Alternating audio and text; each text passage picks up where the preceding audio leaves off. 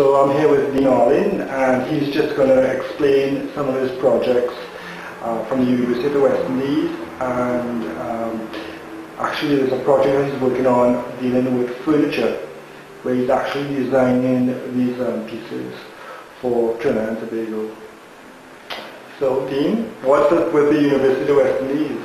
Well, yeah, the UE sculptural project was a project that started over 4 years ago. It was originally 7 artists, and we submitted the work to the university, so it got juried down to 4, and then out of the 4, they went with one sculpture of Leslie and Noel, hopefully which they will commission, and we'll start to hopefully start building, and it should be ready by the end of the year.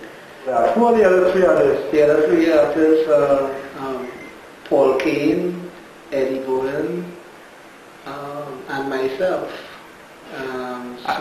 And these pieces are going to stay in the compound of the university, permanent pieces? Permanent pieces. What is your work? What is your proposal, your sculptural piece? My sculptural piece is the deconstruction. I don't have the continuation of my drawing.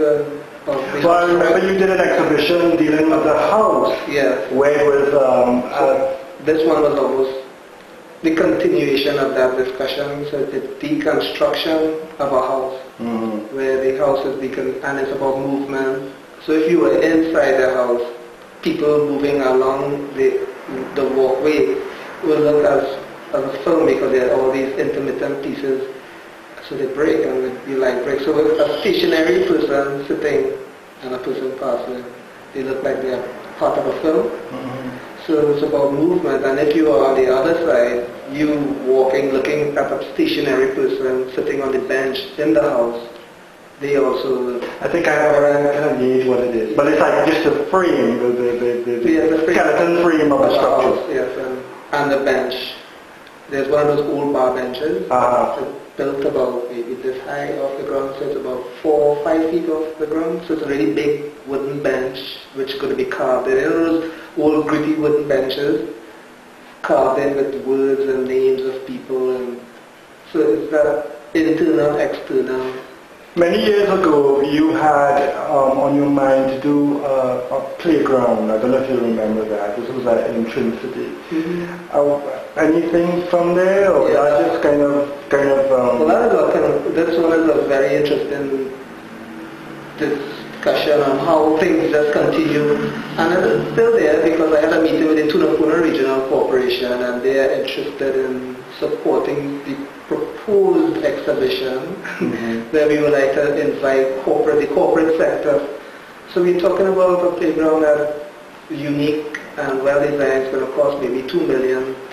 We want to make a presentation by the end of the year or in the early New Year's. But we have to understand that everybody who have contributed to this thing, like Sean and Gary Turton and Terry Smith and Paul Kane, they have all contributed this without any money. And well, going back to the whole aspect of support, is it very difficult being an artist in Trinidad and Tobago? Do you get support? I mean, how do you approach, companies or the government to say your idea needs to be supported in some way for it to actually exist? And that's the funny thing, because when we spoke to the minister, and we were explaining what the doing, Joe New Williams, she's not there anymore. But one of the interesting things, her comment was, she said, "Excuse me, I like what you all are doing, but you must understand, nobody don't understand what you all are doing." And then we had to respond. Our response was, "But we need an opening to show people what we could do, and then hopefully people will understand." But it's because of the misunderstanding and the fear, people they're very, very skeptical to open doors for new ideas. And I think that is the catch-22. They don't want to open it, but they need to open it. What is interesting, the UE sculptural project proved somewhat very interesting, because will I turn, will they register before? He signed off on it quite readily, which was very surprising. And then both of us went with it and said, okay, how long can you present a proposal? And I said, I said like 3 weeks. He said, okay, I'll give you a month. Bring a proposal to me, and how are we going to do this project? So you eventually got that work, and it was done by, and it was okayed by two, I guess, older people. The surprising thing out of it is that the two younger people who work on the campus, they didn't support the idea. They were very, actually, down. They downed it when I expected them to say, hey, yeah, man, we can support it. Is that, remember? And that came from the younger generation. But let's go back to your second project now, which is with the furniture. Yeah. Now you told me earlier that this was like a dream that you had much younger. It's all that was in your mind.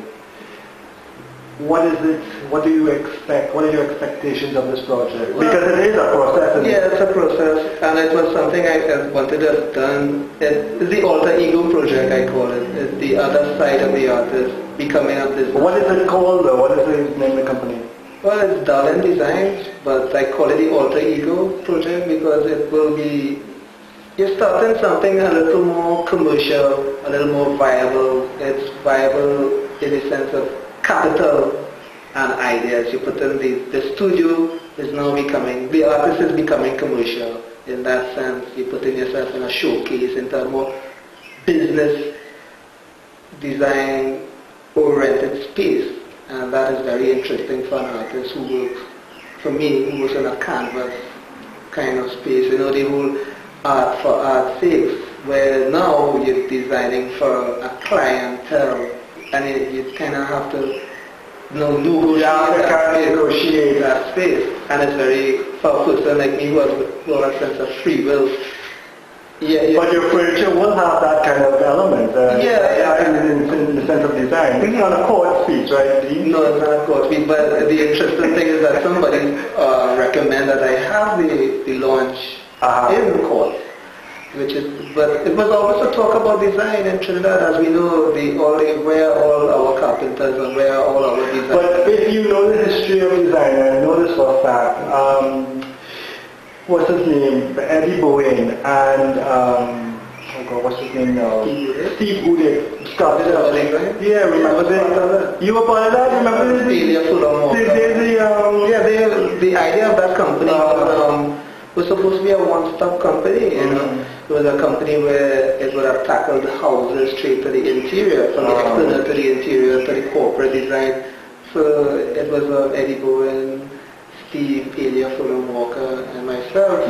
I was there for 9, but it didn't last long. But the idea for I think they did furniture and they did a lot of things. They did posters for the Bagger company and all of that.